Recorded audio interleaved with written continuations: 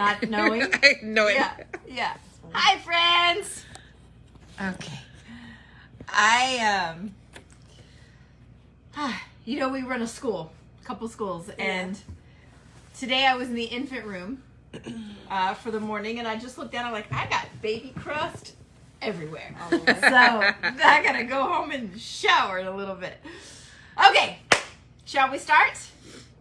We ready to rock and roll? Yeah. Okay. Hi, everybody.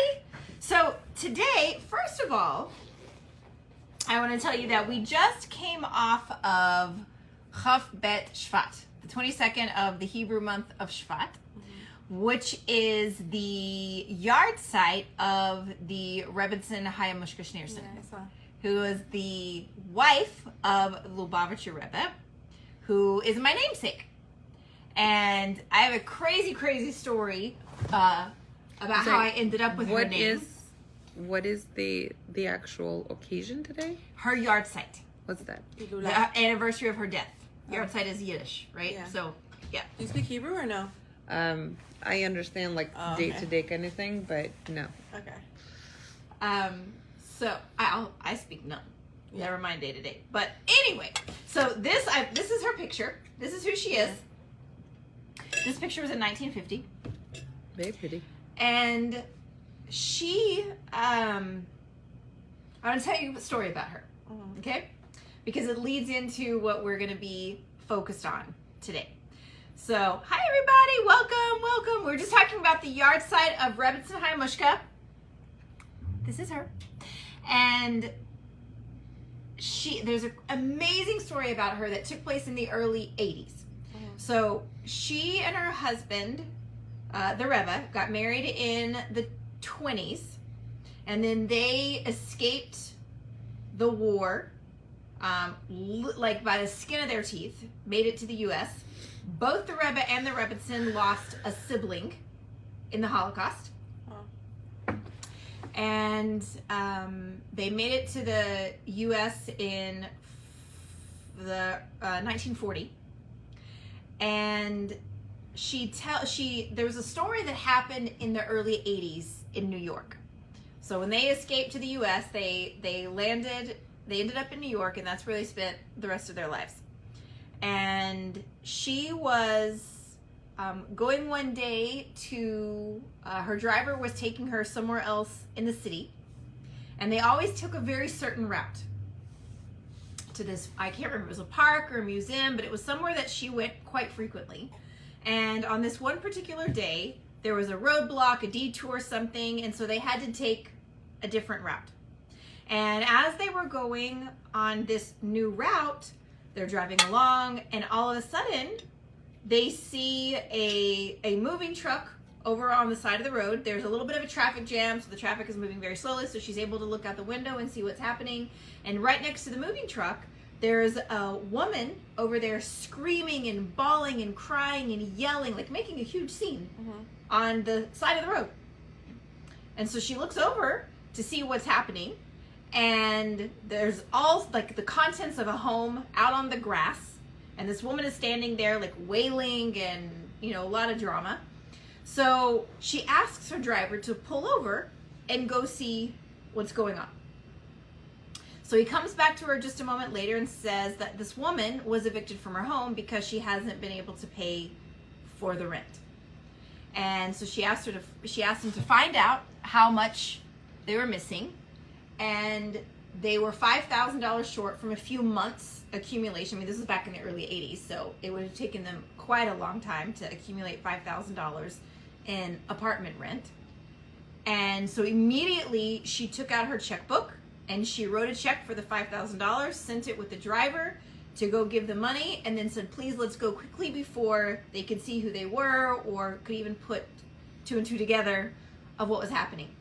And she made sure that the driver said, okay, if we're going to pay it right now, can they move back in? And the mover said, yes, if we have the money, I can give it to my boss and we don't have to take all of their things out. But still, I mean, even though, $5,000 back then was a lot of money in the early 80s, and they didn't have just so much that they could just, freely give like this. So the driver's like, what are you doing? This is crazy. I cannot believe you're doing this. And she said, no, do it and then let's go and step on the gas. And so once they had driven away a little bit later, he asked, why did you do that? And she said, I want to tell you a story. She said, back when I was very young, my father took me and we were going out for a walk one day and he sat me on beside a park bench and he told me that you have to very, very much always pay attention to Hoshkaha Pratis, to divine providence. And anytime something ever is out of the ordinary, you have to pay close attention because there's some message in it for you. So I knew when this happened, when there was a detour, so I had to pay attention to what was happening, and then I saw that this woman was in distress and in need, and at that exact same time, we came along, so I understood that that was an opportunity for me to pay kindness to the world. So, in her merit, tonight we are going to start a conversation on stepping into our full strength by learning how to flex our most powerful muscle of all, which is our mind. Okay? So, the whole theme of this weekly conversation that we have is that we are limitless, right? We are truly limitless. We all are. It's how Hashem made us, okay? The only limitations are the ones we allow. The ones that we impose upon ourselves because somewhere along the way, we chose to believe those limitations. Now, it's mostly unconscious. Obviously, it's subconscious. We're not thinking that we're limiting ourselves in these ways. And for most people, most of the time, we don't even have a conscious awareness of how we're limiting ourselves. And do you know why? It's because of our self-talk. And we started talking about our self-talk a couple of weeks ago, and that's really going to be where we camp for the next few weeks. Okay? So we know you are infinitely powerful beyond your wildest imagination. So what we have to do now, and what we're going to start tonight, is a very practical but powerful discussion on how we're going to start peeling back the layers of the onion, or removing all of those layers of those limiting beliefs that we've absorbed and inherited over time. And really what we're going to do here is we're going to start breaking free from this prison of our limiting thoughts and beliefs. Okay? So, how do we rise above negative thoughts? Because that's what this is. Okay? Now, what we're going to get to eventually is a very practical 5-step process on how to rise above negative thoughts. And it's a formula that I'm going to share with you, and I want you to literally embed this formula. It's super simple, so simple. And I want you to embed it into your psyche so that anytime you become aware that there is a foreign thought, or we're gonna start to use the term distractor implants, okay, which is gonna mean something in a minute, but you're gonna start to become aware that these distractor implants are functioning, like they're attacking you. And the moment that you become aware that you're operating from these distractor implants, then you're gonna be able to go 1, 2, 3, 4, 5. And you're gonna be able to use this 5-step formula to rise above, or basically reprogram these negative thoughts, okay? But before we do that, we're gonna look at a couple of things. So first of all, do you think it's possible to truly exercise self-control? What do you think? Yes. In theory, right? Okay, so to control oneself I think is the hardest thing to do. Okay? It's super easy to boss other people around, right? And tell other people what to do and see what everyone else needs to do about themselves. Obviously, to think we can actually control someone else is ridiculous. I mean, we try, we think we can, and most of us are taught by absorption many manipulation tactics, such as like passive aggressive communication that we learn from our parents or teachers or other people. And it's such a toxic way to live. It's such a toxic way to communicate. Most of us fall into the trap of using passive aggressive communication as an attempt to control or an attempt to manipulate someone else into doing what we want them to do. And we have no idea that we're consciously doing it, but we learn it by osmosis because we see people around us doing it, teachers, parents, whoever. And then no one teaches us, hey, here's passive aggressive communication 101, and this is how you're gonna get what you want for the rest of your life. We just learn it. We absorb it because we watch other people do it, and we don't realize how toxic it is and how damaging it is. So then it becomes a generational legacy. We inherit it and then we pass it on. And so we actually think, we never stop and consciously think about it. But it just happens like right under the surface because we want so badly to get what we want, right? But we do the same thing to ourselves. We absorb these, we don't passive aggressively necessarily communicate to ourselves, but we do have hundreds and hundreds and hundreds of up, down, up, recurring emotions and about ourselves. Do you agree? Yeah. Like every morning, I got it today, right? I'm going to work out. I'm going to do well. I'm going to eat well. I'm going to speak nicely to my kids. I'm going to be patient with my mother. You know, all these things that we think. And then by the end of the day, we're like, start tomorrow. Okay? Over and over and over again. But a truly strong person is one who is able to control themselves. It's very easy to control others or think that we can, but it's very, very difficult to control the self. Now, a few weeks back, this must have been maybe 3-4 weeks ago, tell you a true story, okay? I was watching a Tanya class online. For years, I could not understand Tanya.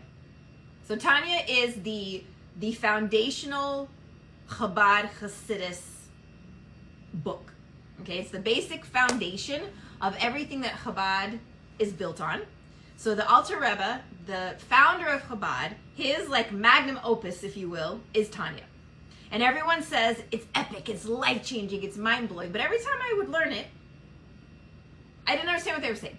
I could get like the first few chapters, and then by the time I got about a third of the way in, because it's on an annual cycle. So just like you do the Parsha like it's every week studying the Parsha. So a lot of people learn Tanya in the same concept. So every year I would start over again thinking this year I'm going to get it because it's supposed to be so powerful and I love personal development. So I'm thinking this is something I want to learn. Every year now for about 10 years, third of the way in, I'm like, I don't understand what they're saying. Because it's based a lot on Kabbalah. I don't understand Kabbalah.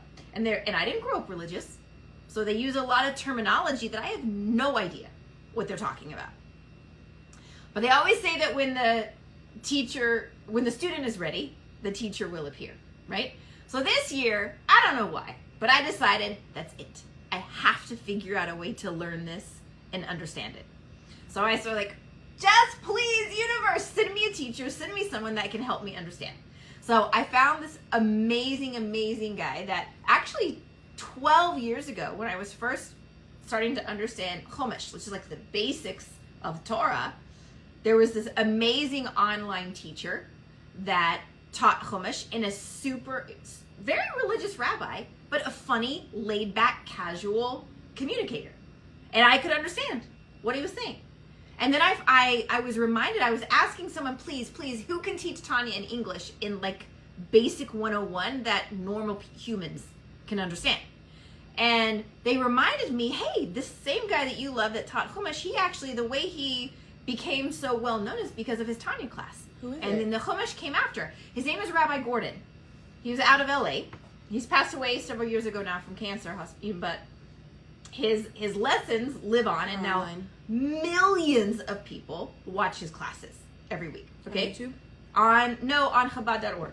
Okay, but they're short, they're funny, they're punchy, they're entertaining, but most importantly, I can understand them.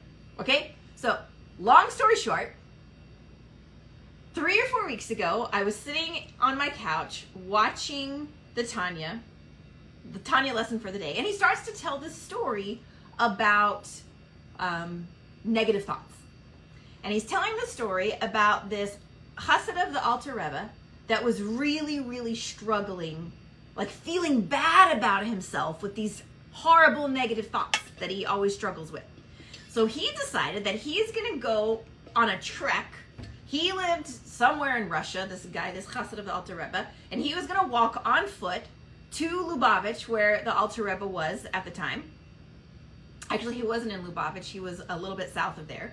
But he was going to walk on foot, as they did back then. Super poor guy, just walked for weeks until he got to the Alter Rebbe in the winter. And when he arrived to Liazna, I think it was, in the middle of the night, okay? After midnight, well after midnight at some point. And so he got to the town of Liazna. He went to the shul.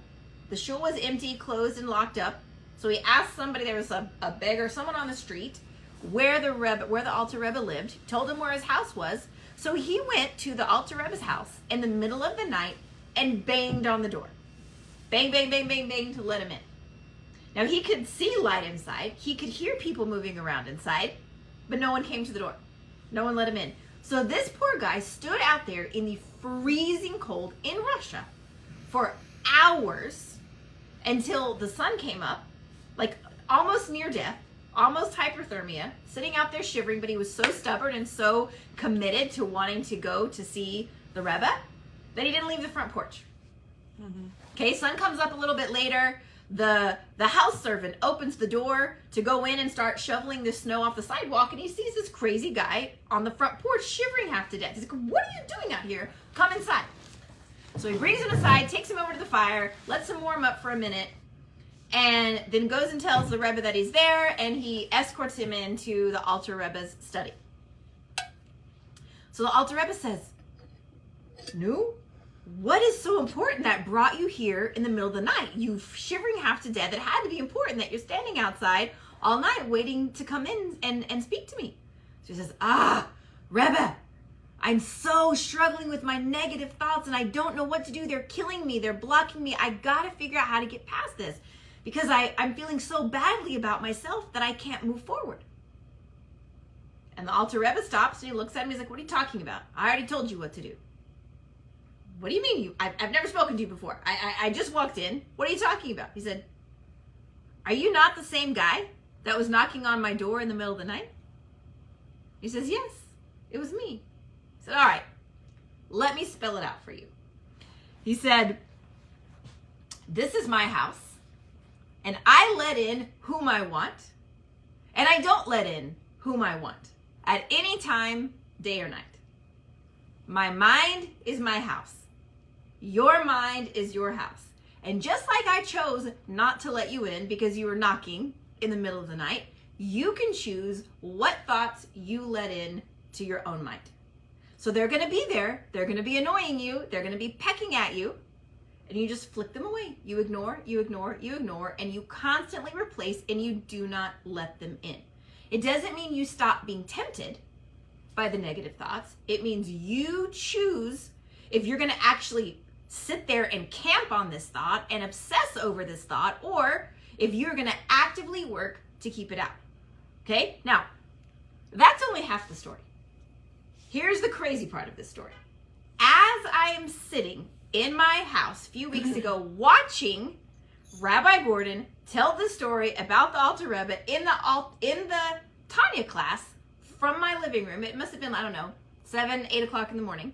Okay, as the story is playing on my TV screen, all of a sudden a bird comes to my kitchen window, which is about, 30, 40 feet away from me. Hello. About 30, 40 feet away, like across the room. And the bird starts pecking at the window. Over and over and over and over. It doesn't stop. Okay, it's like, and it's at a pattern. Hi, Selma. Like this, like knocking, trying to come in. Okay, it does it so repeatedly, so incessantly that it's weird. Okay, like the bird's like trying to come in. So I'm thinking to myself, okay, there has to be a message here, something. Like, is the bird trying to tell me something? I'm not Shlomo Melech. I don't understand birds. Like, I don't know what this message is. Keeps going. I'm like, okay, I'm going to block it out. I kid you not, the bird, after probably 2 minutes, the bird, so I'm trying to ignore it. I'm just trying to watch my little video, like block it out. The bird flies around to the window right beside me. It's a dead person. Again, faster and more aggressively. And I'm like, this is weird. This is creepy. I put my laptop down. I press pause. I'm like, am I supposed to let the bird in? What do I do with this bird? Once a hummingbird got into our house and it went crazy in the house and flew around and broke its neck and killed itself. And then I had to let the bird out. I'm like, I'm not letting a bird into my house.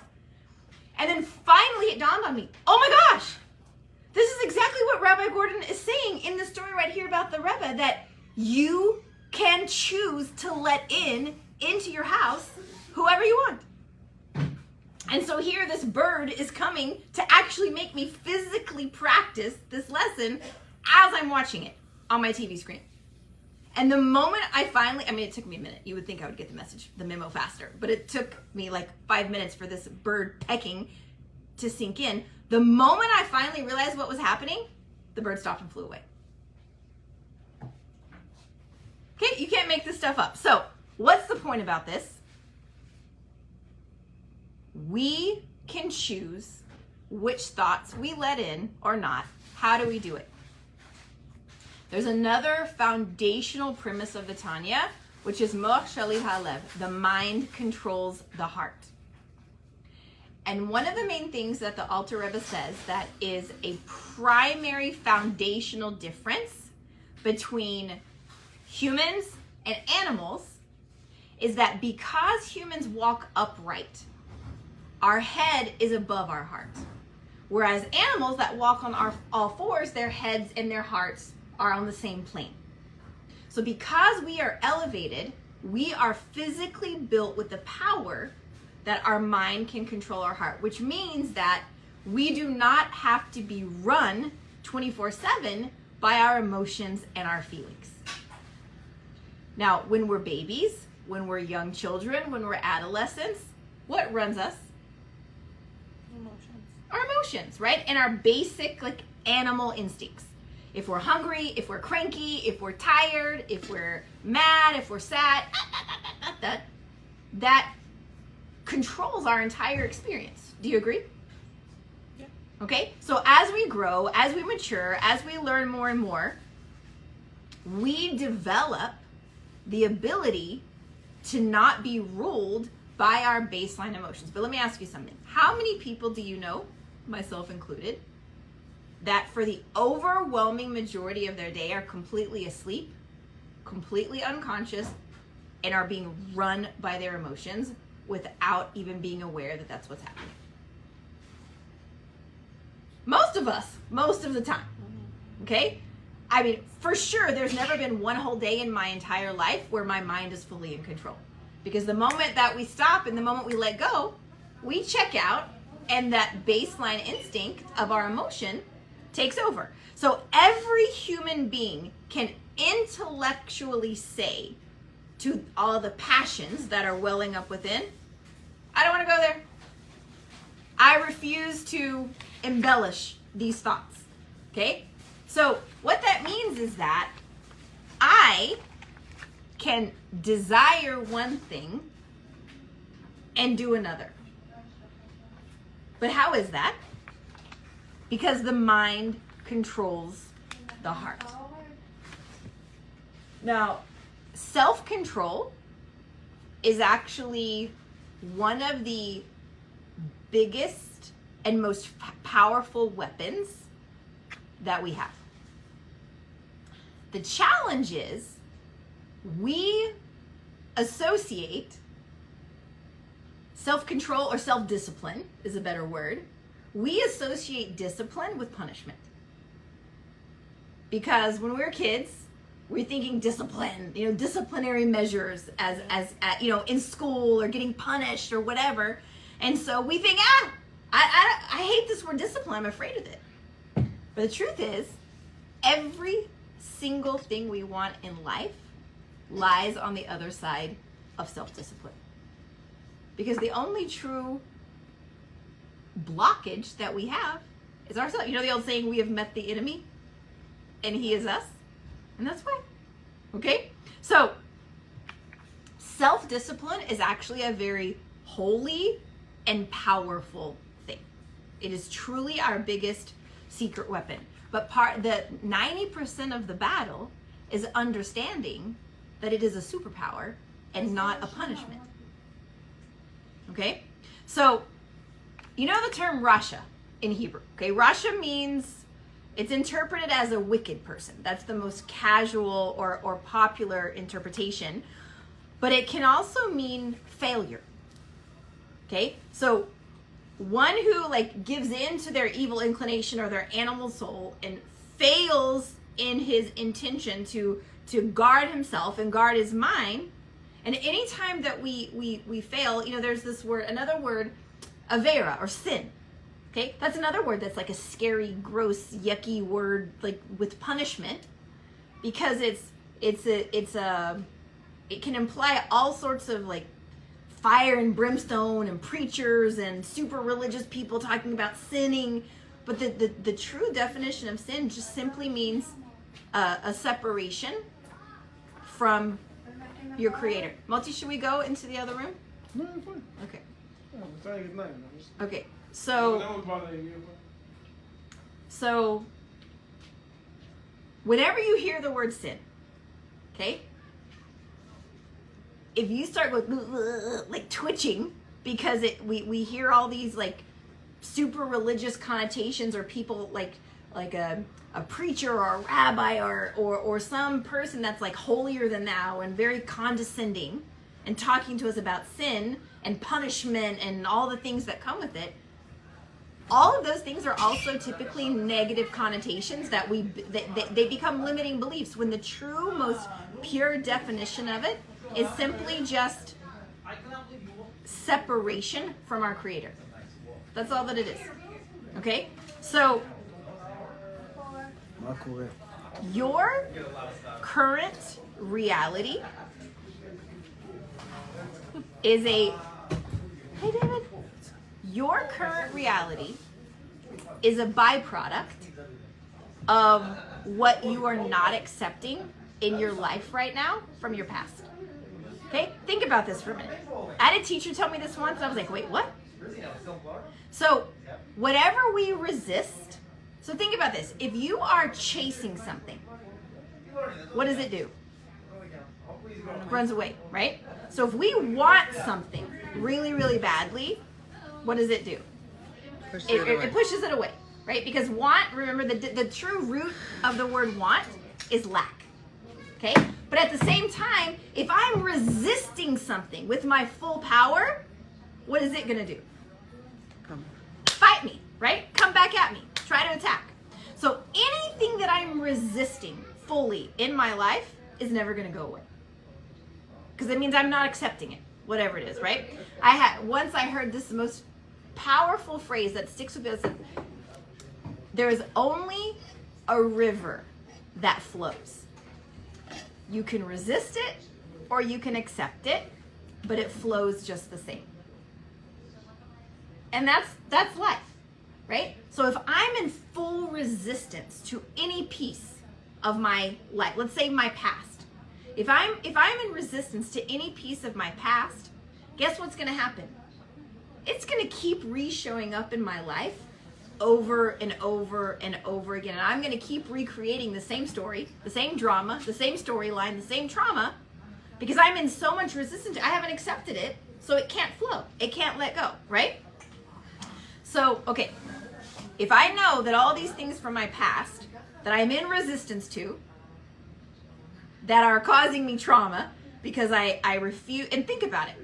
If you think about all the things you're trying to get rid of in your life, and you look back, Moti and I had this conversation yesterday. There are some things that we've been like, clearly we've been stuck for like 12 years on a few things. Because this one thing has not left us for 12 years. So we're thinking, what? Clearly we have work to do here, okay? Because somehow I'm holding on to it as a problem, and I'm not learning the lesson from it, right? So how do we look at that from an opposite viewpoint? I had a teacher once that said, the present, like the present moment, is a full light energy. Okay? So if you think about it, full light, meaning full power. Okay? So the present is full of possibilities. Every moment is priceless. Every moment is limitless. What's keeping me from stepping into it? My past, right? All of the old toxic programming and belief systems and thoughts that I've been picking up since I was 3, 4, 5, 6, 7. And then I was in elementary school and then middle school where, you know, every mean girl, you know, exists, and all the body shaming and the boy hating and the mean teachers and the whatever, and people telling you're stupid and you're fat and why can't you be quiet, why can't you be pretty, whatever people say. And we absorb all these things. And then what do? It's layer upon layer upon layer upon layer. And this one teacher said to me, she said, if you imagine that you are full light, that your light shines so brightly. So if you think of yourself as limitless, powerless, you have this superpower. And it's like the beam of light. But all of these beliefs that we build, they become like lampshades. And they're blocking our light. So it's like a blackout curtains. Okay? So if you can imagine your limitless power is actually Geula. So you know the difference between Galut and Geula. So Galut is exile, right? Geula is redemption. So the Rebbe, the Lubavitcher Rebbe, says that we are right now in the generation, the first generation of redemption. But there's 2 different phases of Geula. There's the first stages of Geula, and then there's the ultimate Geula. And the first stages of Geula are when we don't understand, we're not able to see it with our physical eyes, and Geula is happening all around us. But what happens is we have to choose to open our eyes and see it. And different people receive and step into Geula at different levels. Then there's the ultimate Geula where literally everybody is going to see it at the same time. Okay? So if we're in the first stages of Geula, what's happening is we are locked in Galut in our mind. Now, interestingly enough, you know how the Torah says that each Jew should every single day relive the situation of coming out of Mitzrayim? Okay, this is a commandment from the Torah. Every single day we should relive the Exodus from Mitzrayim. Why? Because the word Mitzrayim, Egypt in Hebrew, actually means narrow place. Okay? It means small-mindedness. Hi! How are you? Great, thank you. Remind me next week, we're going to have to get the table and log ourselves into the small room. So, this is a good test for us, all the distracting thoughts, right? It's a good physical exercise. Yep.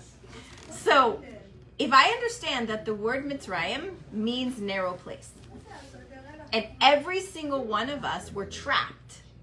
First of all, we're taught that every single Jew in the generation of redemption, which is right now, their neshama was actually in Mitzrayim, came out of Mitzrayim and received the Torah on Har Sinai, on Mount Sinai.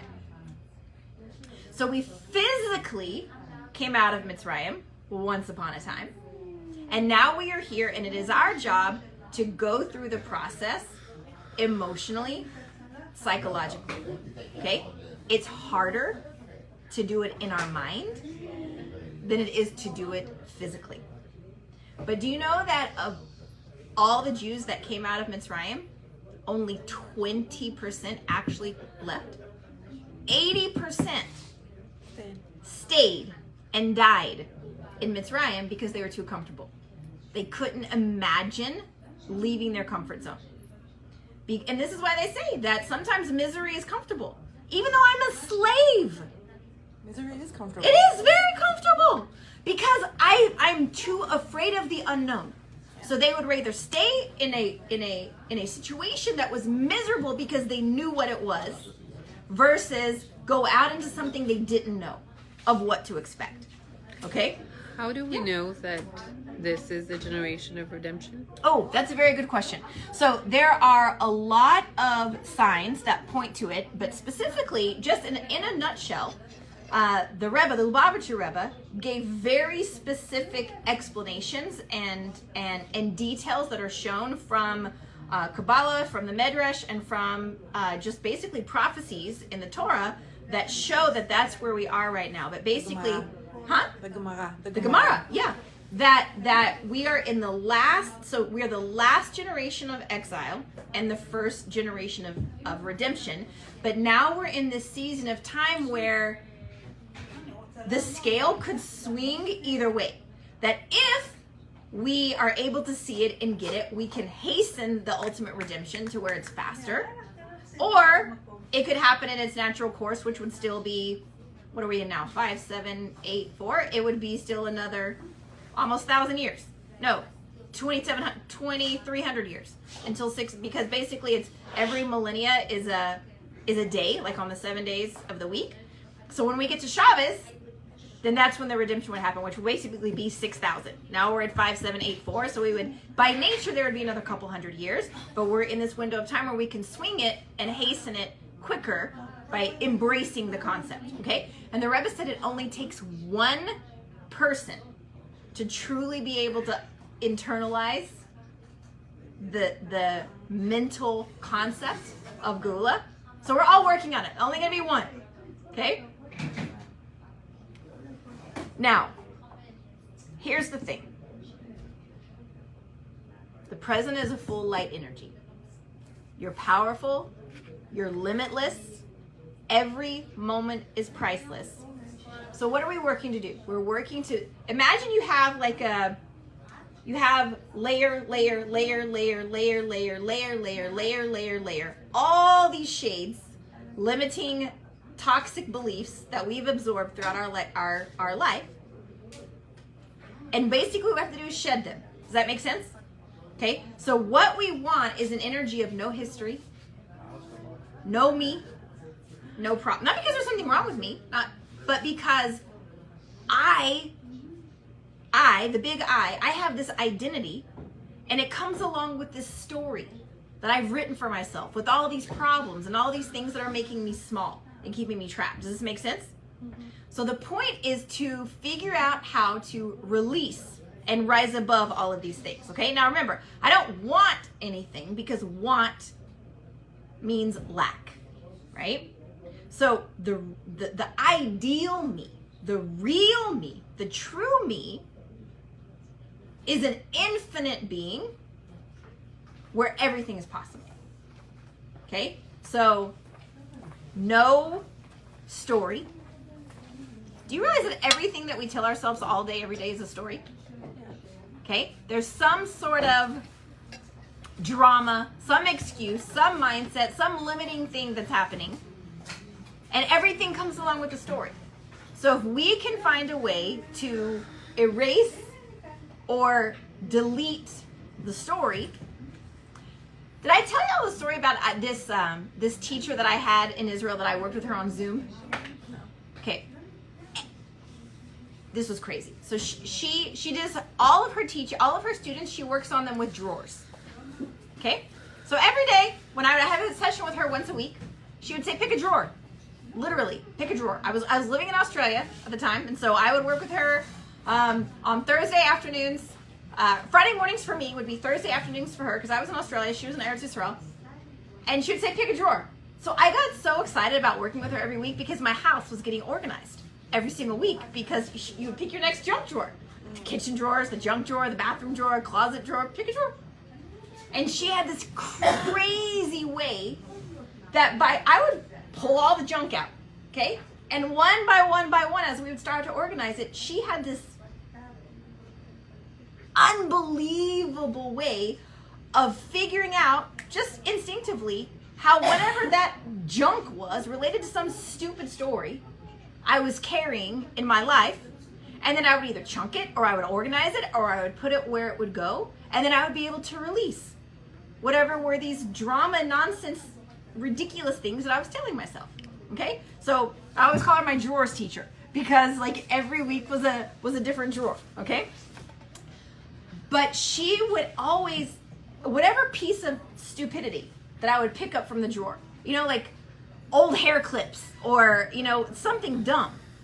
And she would say, tell me about this. Where did it come from? And I'd be like, well, blah, blah, blah, blah, you know, and it would take 10 minutes to tell her things. She goes, okay, now that you got the story out, drop the story. And like basically she would also put me on pause, walk away, do whatever she needed to do, because she knew I was just going to talk, rattle out the story. And she's like, I don't need to hear the story. But you are telling the story because somehow that story is this thing you're believing about your identity. Make sense? So if we could drop the story, actual truth of who we are, that's where the image is. That's no story, no identity of our animal soul. Basically all of these shallow things that we think we want. So, you know, even a couple weeks ago when we were doing the vision board, I mean the long-term life vision, remember? So we did that. We were working on this 20-year long-term life vision. And when we're going through a long-term life vision, typically the first thing that happens is we come up with, you say, what do you want in 5 years? What are your dreams? What do you dream of? Okay, I want money. I want a house. I want a car. I want to go on this vacation. I want whatever. Usually the first 3-4 layers of setting goals or dreaming is very materialistic. Do you agree? Fine, nothing wrong with that, okay? But then you start to ask yourself why, okay? And you can only come up with so many materialistic things, even if I'm being like really aggressive with my dreams, okay? Okay, well how much money does it take? Okay, a few million, few hundred million, few billion, I mean, what could it take? But no matter whatever is the price tag on the thing, all you have to do is ask maybe 2 or 3 layers of, well, why? Why do you want that thing? What does it represent? What is it going to get you? If I get the house, if I get the car, if I get the whatever, the next layer down is what? That's usually when you find the real thing that you're looking for, right? And, you know, people think they want money, but they don't want money. They think money is going to buy them happiness. Money doesn't buy them happiness. In fact, the world's uber wealthy people are oftentimes more unhappy than people that have no money. You know why? Because then they have more to be afraid of. They're afraid to lose. Yeah, the best phrase I ever heard was, material things are like salt water. You always stay thirsty. Oh, there you go. So good. So good. And it's so true. She said material things are like salt water. You always stay thirsty. So you always want more. You want more. You want more, right? It's never enough. Yeah, right? But then you look at what's underneath it. What do we really want? Happiness, peace of mind, tranquility. We want to feel safe. We want to feel loved. We have those 5 things. You can't put a price tag on those. But we're chasing the money or the things. Why? To fit in? To look like everyone else? To do what? Okay? So, how many of our problems come along with stories? All of them. All of it, right? Okay, so what we're going to do as a process of this, we have to learn how to stop reacting. Okay? So reacting, we cannot create if we're reacting. In fact, reactive energy blocks creative energy. I had another mentor once that she used to say, it is impossible to create when you're trying to save. So if you're constantly trying to save every penny and pinch and this and that, you can't create because you're so busy. You're going like this, like you're holding on with a death grip, right? So you can't create, whether it's money or relationships or any type of abundance, right? So I want to introduce this concept of distractor implants. Okay, now remember, this is like an anchor thought. We're going to come back to this conversation after conversation after conversation. I'm going to list these out for you. Okay, you can write them down if you want. And then we're going to talk about how many of these are our story of what's blocking us since we can remember. Okay, so here are the major distractor implants. Okay, anger, rage, hate, blame, shame, regret, guilt. Man, y'all are going in a row. You're reading my list here. Fear, That's my biggest one. doubt, jealousy. Now, when we are running our life from distractor implants, we are making our life the smallest denominator it can be. Okay? Because distractor implants, they put our attention on something we cannot handle. And it makes a story of this thing. And we're living our entire brain space and psyche and being in this thing that's not actually real. Do you agree? Yeah. So when we're operating from distractor implants, it removes our choice. And it makes us non-functional, completely non-functional, like paralyzed idiots. Okay? So what they are designed to do is they're designed to get us to judge ourselves instead of handling what's actually there. Do you agree? They're designed to lock us into this small, fake reality and take us out of being ourselves. So they keep us stuck in galut, in exile, in a very, very narrow place in our mind, instead of embracing our immediate gula, instead of embracing our light, our limitlessness, right? So whenever you catch yourself stuck in the past, okay, or living with these distractor implants, then there are just some very simple questions you can ask yourself to get back into your truth. You want to know? You want to hear these questions? Yeah, hold on. Okay, you can write them down. Okay. Because they sure do come up. Yes, they sure do, and they are typically in the driver's seat in our life all day, every day, and we don't realize. They put us to sleep. They put us like, I had this other mentor, and she said, "You are the drunk person in the back seat, while the insanity, the small you, is driving your life." And so what you have to do is wake yourself up from this toxic drunk coma and get back into the driver's seat and put those thoughts in the back seat, right? Because what's happening here is that the slave is running the kingdom while the king and the queen are locked in prison. Okay, here we go. So when you catch yourself stuck in the past or living with distractor implants, here are the questions, okay? First of all, how many implanted points of view do you have creating the lie you call your life? Okay, that is a punch in the gut. How many implanted points of view do you have creating the lie you call your life? Now, let's say someone has criticized me. Do you ever feel criticized? Ever? Someone attacks you, or someone judges you, or something, and all of a sudden you're like, and it's like there's a weight, like you can't breathe, you can't function, you can't pass go, do not collect $200, like you are literally non-functional, right? So if I feel this happening, that am I functioning on fear?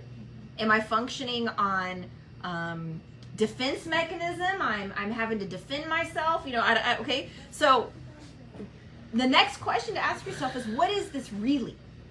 Okay. I'm paralyzed by fear. Someone attacks me. I feel criticized. I'm backed into a corner. I'm having to defend myself. My whole world stops. I can't create anything amazing. I'm obsessed with whatever this hate or comment was. Right? Yeah? No. Okay. No? I'm not like Never? that, but So whatever your thing is, whatever is the thing that is making you feel small, whether it's anger or rage or jealousy or guilt or shame or whatever is the feeling. So how many implanted points of view are creating this lie that you're calling life? Okay, that's question number 1. Question number 2 is, what is this really? Okay. Question number 3 is, what can I do with it? Okay. Question number 4 is, can I change it? No. Okay. If so, how can I change it?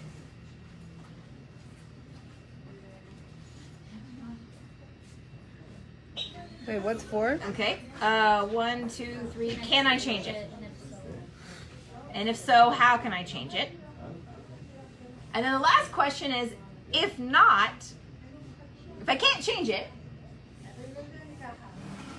can I change my perception of the situation? Because when you change the way you look at things, the things you look at change. Right? So what we're going to do next week, now that we have like the full backstory on what's happening, okay? Next week we're going to dive into 5 practical steps. No Kabbalah, no Hasidus, no fancy terminology, but 5 practical steps to take control of your negative thoughts and replace them and transform them. Because until we learn how to take control of our thought patterns, nothing in our life will change. Every single thing we want in life will always be just beyond our reach. Okay? And how do we know this? Because it's the human condition. Because there is a natural phenomenon that Hashem designed as a part of the human condition, which is called negativity bias. Remember, we talked about this several times, right? So I could have 10 things happen to me in a week, or a day, let's be honest, in a day. One of them is negative. 9 of them are positive. I immediately delete all 9 positive things and I obsess over the one negative thing. Okay, and it grows into a mountain and a cancer in my life. Okay, so what we're going to learn is how to practically flip that on its head. Okay, and we're going to learn how to rebuild our identity as someone that's a creator instead of someone that's a consumer and a reactor. Sound good? Yeah. Okay, any questions? What you said? How did you get her name? Chayamushka's name. Oh, You never said. I didn't tell you. Okay, No. I'll tell you. Okay, good. I got 4 minutes. I'll tell you this story. So today, I'll tell you how this came up. Today is the yard site. We just finished the yard site of Rebbetzin Chayamushka Schneerson, the wife of the Lubavitcher Rebbe. So I'm going to fast forward you through a year of how I found out I was Jewish. I told you I was raised. My dad is a Southern Baptist preacher. I grew up in a small town in an hour south of Houston, Texas. And a long story short, I found out that I was Jewish and went on this whole process to find my Jewish roots. Okay? And at the very, very end of this whole process, I found out that there was an adoption in my bloodline on my mother's side 10 generations back. Now, if it is more than 7 generations back, by halacha, you are to go through a conversion process to basically bring you back into the fold so that your children would never, like if they want to get married or go to a certain school or whatever, there's no questions. Okay? So I was going through this process anyway. So I was going through the conversion process, learning. I mean, I was like, it's embarrassing how many things I had to learn, like basics. Like I was reading children's Jewish books, like learning how to do everything, okay, with my 3-year-old, like we were doing it together, okay? So then it came time for me to go to the mikvah, and then the rabbi that's in charge of my conversion process, he says, no, so what's your name gonna be? I'm like, what do you mean? What's your name gonna be? He's like, well, you have to have a Jewish name. What do you mean? So you have to have a Hebrew name, because that's what happens when you go to the mikvah and they're gonna name you with your new Jewish name. I'm like, what? What are you talking about? What was my English name? Allison. So different, right? So Texan. Anyway, so I'm like, I don't know. So I go online, Google best Jewish baby names. Like I don't even know where to start. What do Jewish people call their kids? What Jewish names do I have? Okay, so I'm looking online, Google all these names, and I'm thinking, okay, Allison. Maybe I'll keep my initials the same. That's what I'm thinking. Okay, I'm looking for A names. A. The only one that sounded decent that I could even remotely pronounce was Abigail. Okay? So I'm like, okay, maybe I'll be Abigail. So well, now he's my brother-in-law, Yaakov, but he wasn't my brother-in-law at the time. So he was this Jewish kid rabbi, the only real rabbi that I knew. Never mind, he was half my age. But he was overseeing, like helping me with my process, okay? So he says, hey, there's this guy in Israel. His name is Rabbi Yadger. And he's known as the names rabbi. So just a few months ago. Last year, maybe. Yeah. So his name's Rabbi Yadger, and he's known as the names rabbi. Why is he known as this? Because the Rebbe, the Lubavitcher Rebbe, gave him a bracha, blessed him, that whoever you bless, it will be as if I blessed them myself. Like that much power. Okay? So people, if they were having a baby, like if they were having a bar mitzvah, a brit, and they would want to know what to name their son, like their baby, for the power, so they would write to him to get a bracha for the name, for the girl or the boy, because a name represents a person's neshama, right? Or if someone, Chas v'shalom, was very sick, and so they were going to add a name to change the mazel, so they would write to him and call him or whatever to get a name. So he said he's a names rabbi. So I'm pretty close to it. This is what Yaakov says. He said, so I'll call him and I'll get a bracha for you. He said, perfect. Abigail, let's go for it. Okay? So this is, I don't take a long time to make decisions, okay? So, and I'm an all or nothing person. There's no middle ground. Black or white, I'm either in or I'm out. So he starts calling him. Days go by. No answer. Busy, no answer, whatever. So now my other rabbi, like the main rabbi that's in charge of my process, says, here's your mikveh date. You're going in 2 days. I'm like, I don't have a name yet. So I'm like, dude, I need a name. So he calls him again. He says, now then my rabbi calls me back, and he does the one thing that really chaps my hide. Tells me what to do. Okay? If you're going to suggest to me, fine. If you're going to ask me what I think, fine. But if you're going to tell me what to do, never going to work. This is why I'm my own boss. I work for myself. I don't take instruction well. Okay? So he calls me, he says, listen, I think your name should be Hayamushka. This is what my rabbi says. I'm like, ew, gross. First of all, it's an old lady name. Secondly, it's what is it, Russian? Is it Yiddish? Hayamushka? Can you imagine I call my parents, say, my new name is Hayamushka? And what, am I going to put that on Facebook? This is my new name? What am I? I don't even know how to, like, not happening. No way. Okay? So. I know what happened. So I said, Yaakov, this guy, this rabbi, he's too much for me. I can't handle him. I cannot work with him. I cannot have, how dare he? Okay, he's helping me fine. I don't want to tick the guy off. I don't want to cancel my process, but how dare he? Who does he think he is? Tell me what my name's going to be. He says, well, what do you want to do? I said, all right, I'll tell you what. I'm going to try to be bittul. I'm going to try to be humble to the process. So I'll tell you what. Let's just really quickly call Rabbi Yad right now. We got 2 names on the table. Okay? So give him the 2 names, and let's see, maybe now he'll answer. We have a different option. So now he calls back with the new name on the table. Hayamushka. Rabbi Yadger picks up on the first ring. First of all, I'm already unhappy. Okay? So then he says, okay, Rabbi Yadgir, I have this situation. There's this girl in Arizona. She's going through a process. She's about to go to the mikvah. She needs her name. And she's thinking about the name of Abigail. He doesn't even get out the other part. He just gets out. She's thinking about the name of Abigail. And Rabbi Yadgir cuts it off. He says, no. Tell her, do not make this mistake. Her name is Hayamushka. Do not add to it. Do not take away. Okay? Now, the story continues. So obviously I become Hayamushka because who am I to, argue with something that clear? Fast forward a year later, I decide that I'm going to make Hayamushka my legal name.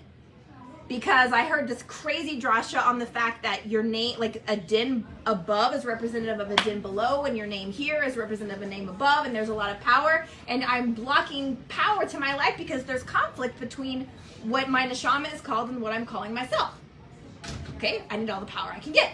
So we lived in New York. I flew here to Arizona because my marriage license was here. So I went to the judge in Arizona to have my paperwork done.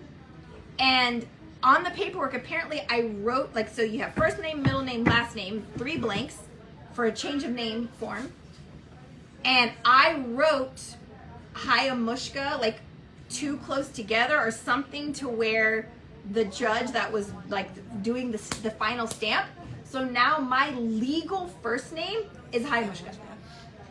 As one name. As one name, because he said your name is Hayamushka, do not add to it, do not take away. So now, whenever I actually need power, if I have to assert myself and someone asks me my name, I say my name is Hayamushka. If I'm just introducing myself to a friend, I'm Haya. So, that's how I got the name Hayamushka.